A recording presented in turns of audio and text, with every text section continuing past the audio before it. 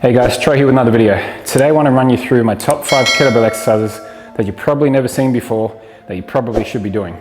The first exercise, I call it a squat rotation. So you're going to clean it up into position. Keys to take a nice squat stance, not too wide, not too narrow. Arms going to go out in front of you. You're going to rotate mainly just your upper half of your body as you push your bum backwards, you bend your knees. You rotate, your hands going behind you, you're looking, and as you come up into your squat, you're pressing and you're stopping this hand right at shoulder height. As you come down, you are taking the kettlebell down with you, you're rotating, you come up and you power through. The power is coming from your legs and also your torso on that rotation. So coming down, rotate and drive. The key is to make sure when you come down and you squat that your inside knee does not cave in. You're teaching yourself bad mechanics. Trying to just really focus on the normal squat rotation. Your knee may cave in a little bit, but you don't want to do that too much. And again, the power is coming from the legs and the core. I like to use this hand here. It stops you from over rotating. If you don't have that and it's just by your side, you may over rotate. Defeats the purpose of getting that core rotational strength to get you to stop in the middle. You can show the other side and I'll show you what it looks like in real time.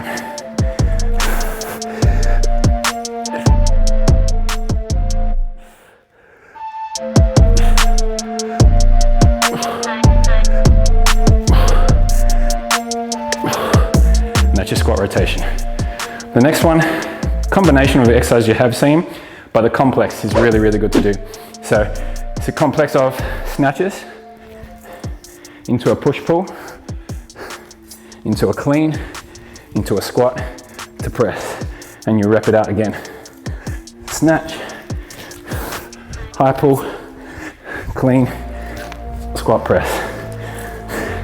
Snatch, high pull, clean, squat press. May seem simple, it's quite challenging to do, but the rep range on each side you're looking for is only a maximum of 7. So if you can get 7 on each side with no break, it's time to increase your weight. And that way, drop the reps down to say 5 until you can build up to 7 reps on that weight and again increase the weight. That's a really good one, I really like that complex. One of my favorites I'll do that from time to time, especially trying to build up to that heavy 7 reps. The next one's called a PLane Lunge. I'm trying to hit the glutes in all different areas, definitely sagittal, transverse, and the frontal plane. It's a lot harder to try and demonstrate in person, but I'll try and give it a go. It helps to have someone cue you. So you're going to need to get into a split stance. You're going to try and load up, this is the glute that we're working, that leg that's in front. You're going to hinge at the hips, not straightening this knee, because the I2B attaches to the knee. If the knee locks out, you're going to only recruit hamstrings and low back and not get the glutes. So the key is to have that 20-degree knee bend, which will engage those glutes. So you're going to hinge backwards slightly, so you feel that slight little load up of the glutes. Now we want to try and hit it in the transverse plane. So as you're in that position, you're loading up. To load that up even more, you're going to drop the back leg, keeping that nice arch. You should still feel that glute load up even more again.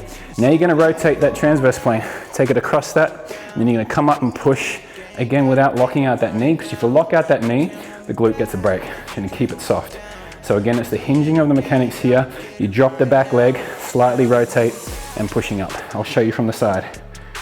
So soft knee, hinge at the hips, drop the back leg to intensify, and take it across and push up. And in real time, it's a hinge and a back leg drop, rotate at the same time.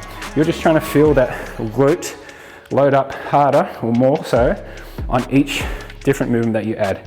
Bum backwards, knee drop, rotation. Show you on the other side. Break it down first, hip hinge, not straightening that leg. Drop the back leg to intensify that movement, take it across, and push up. Put all those 3 together. Hinge, drop, rotation, come up. Again, making sure you don't lock out this front knee, because you don't want that glute to have a break.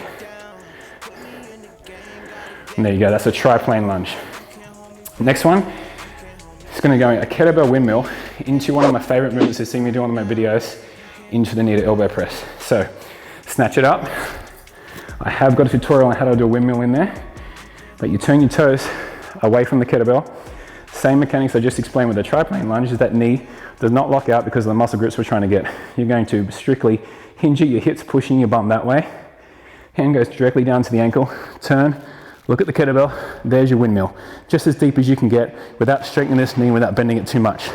Push up, the key to then turn the feet straight, load up all the weight on this leg. As you go to a knee to elbow, press and balance. You then get both weight on the feet, and in real time, it looks like this.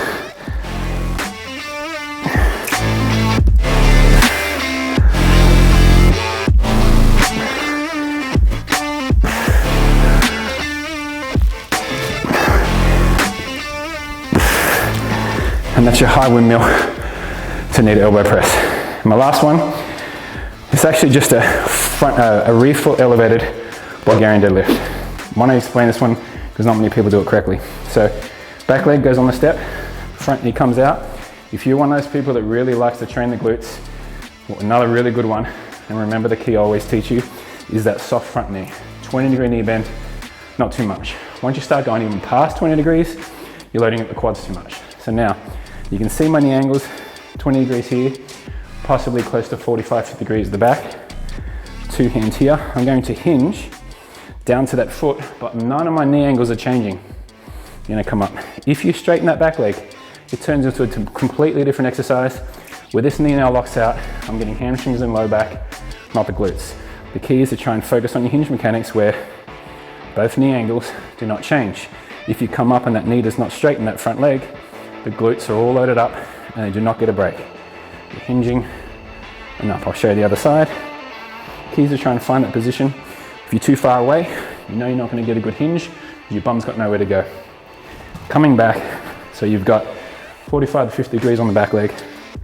Here, 20-degree knee bend at the front and hinge. Kettlebell going straight down to the shoe. Double checking that both knee angles do not change. You're keeping the neutral spine through the lumbar spine.